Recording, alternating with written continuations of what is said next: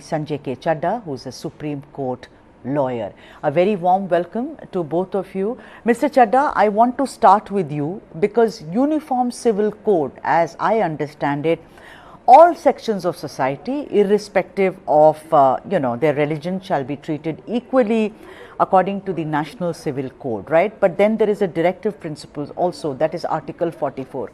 Why don't you, for the benefit of the audiences, explain what is Article 44, what we may think is mandatory? Our fathers of the Constitution did not really make it mandatory, Mr. Chadha. Well, thank you very much, Sudha. And to begin with, what exactly I think I will say, what is Common Civil Code?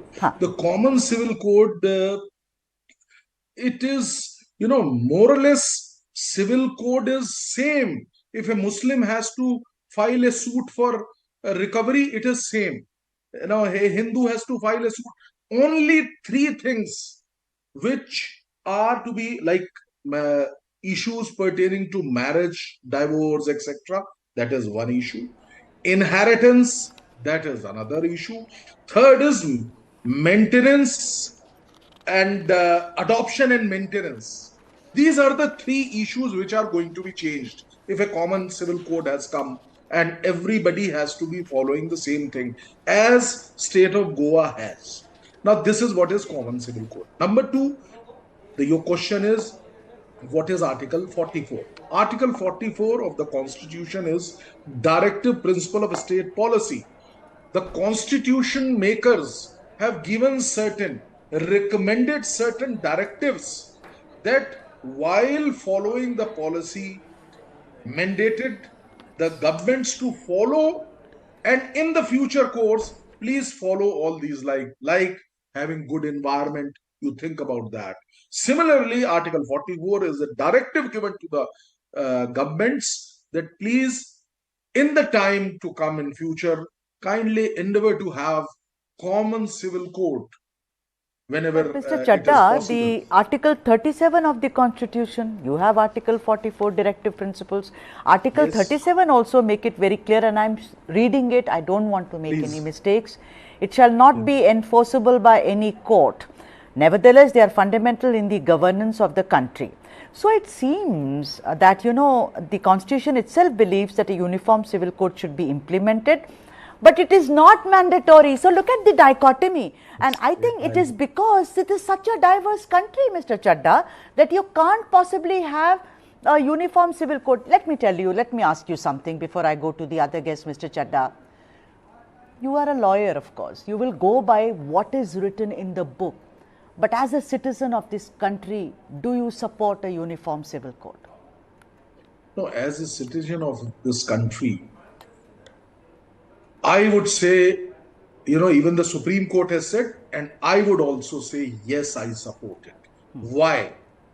There are not in it, there are exceptions in the law. If something which is entering into the personal territory, let's say some religion, some custom or some usage which a community is using, and these laws are entering into it and restraining it or creating some problem qua that, then in that case, an exception can be created. That is why I say that, Mr. Chadha, like the tribals of this country, I'm not getting into communities.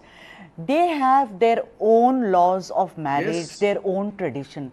If you are going to start creating exceptions, get ready. You may have to possibly create 59 exceptions. The tribal communities of Madhya Pradesh are different from the tribal communities of Tamil Nadu, different from the tribal communities of Bengal, different from tribal communities in the Northeast. What are you going to do? I'll come back to you. But that's why I said it's a political debate. One nation, one rule. That is the theory of the BJP. It has said that there will be no different rules. I want to say only one line. Please allow me. Saying one line only. I will not take much of time. Please. What I am saying is, it's not possible. One law, one nation. It cannot be possible. You have to create those exceptions. That's what. Because we are country of diversity. We have different customs rules, everything is there. Now this nation only, you go to Kerala, you go to other states, you get beef like as if it is an ordinary mutton you are buying. Is it possible in rest of the part? No. So that exception is there.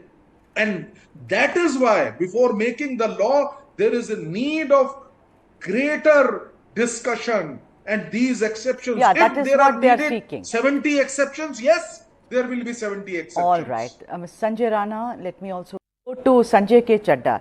Sanjay K Chadha, let me tell you something that, you're a lawyer. So, there is codified civil laws and criminal laws. For instance, CRPC and IPC. They don't follow one law, one nation.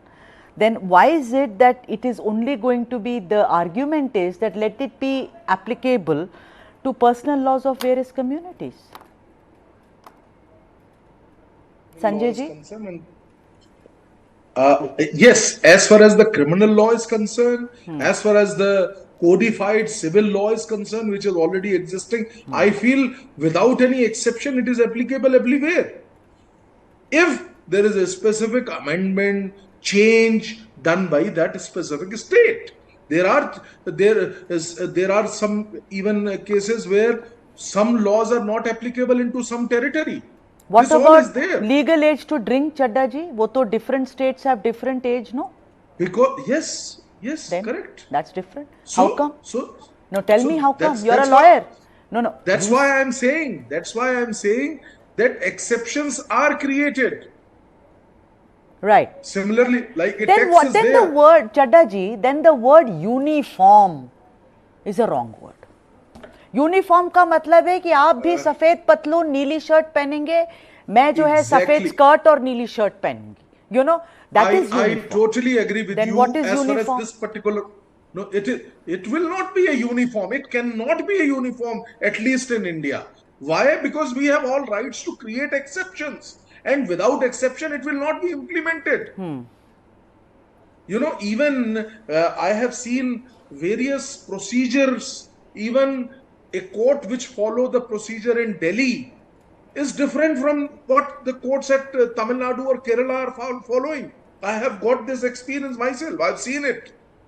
So but at a bigger level, if you ask me, there is a similarity. If there is a suit for recovery, the same way, the court fee may be different, all those things may be different, but the same law will be applicable. So what are you saying, Chadha ji? Are you saying there should be uniformity in processes? Or what are you saying? You are also pretty much sounding like the forefathers of the constitution, considering you're a lawyer as well. So were Shri Ambedkar and also Shri Nehru to a great extent. He did not practice for the longest time, but he trained to be one. So I'm asking you, are you also saying that let's keep it fluid? Are you saying that? No. Law cannot be fluid. Then? That is very, very clear. No, what is the purpose of the law? We have to understand this. Purpose of the law is to serve the society. This is the fundamental thing. Now, once a law is made, like that is the reason there is a need of big deliberation in it. We need to sit down how, let's say a provision is made, how this provision will cater to all kind of people.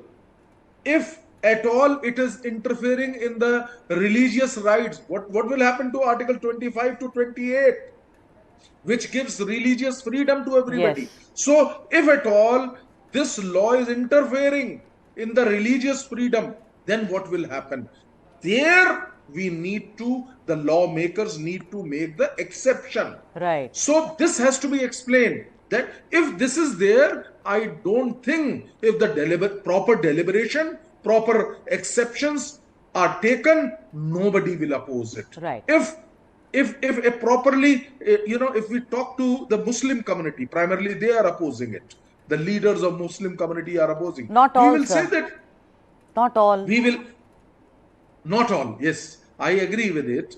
But only I'm saying that we means the lawmaker should properly inform that. Look, Right, Not right. at all. No interference with your religious Yeah, rights. but there is, because it's the BJP, unfortunately, I don't want to bring politics into it, but I can't keep politics out.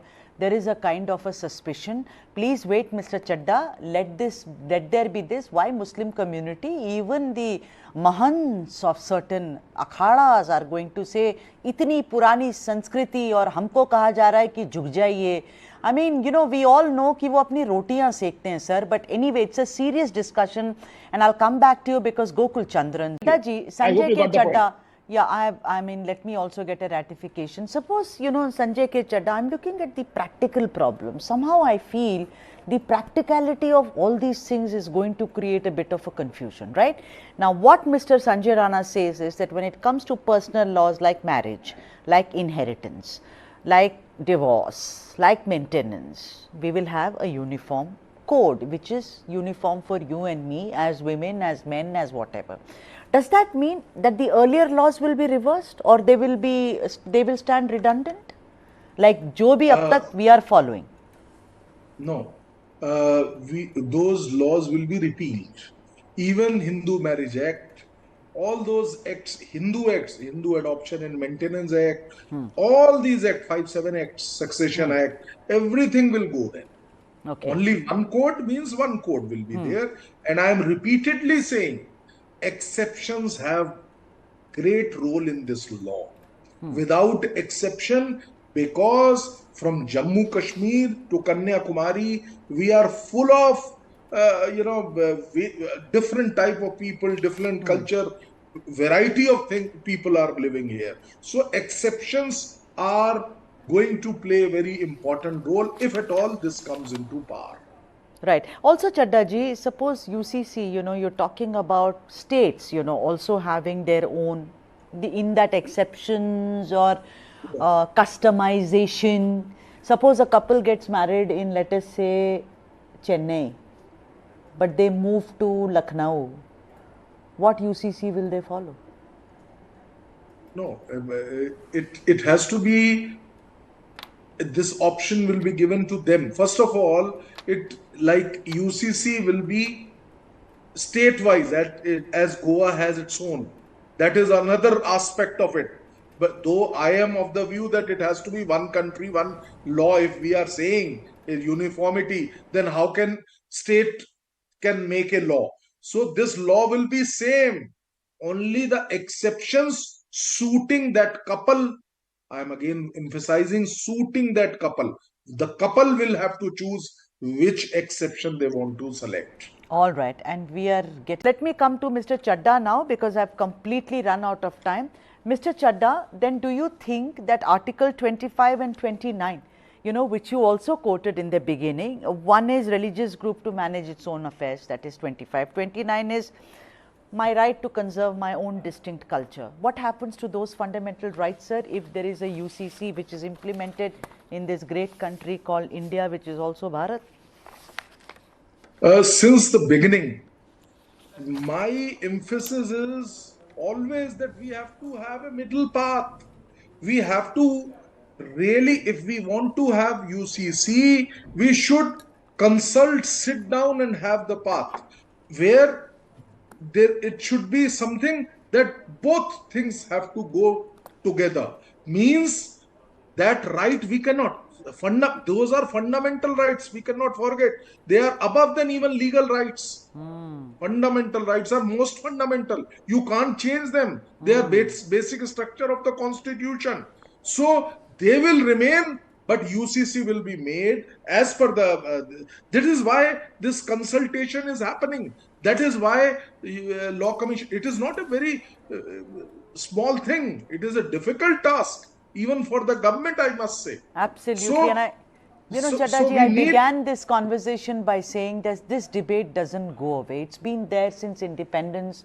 We've spoken about it, argued about it. There is a narration. You heard a very senior legal luminary just saying it is not possible to bring it about. Others say, but there is one thing, that as we inch towards elections in 2024, maybe this will be Turuf ka patta, I believe, from the BJP, because they say this is it.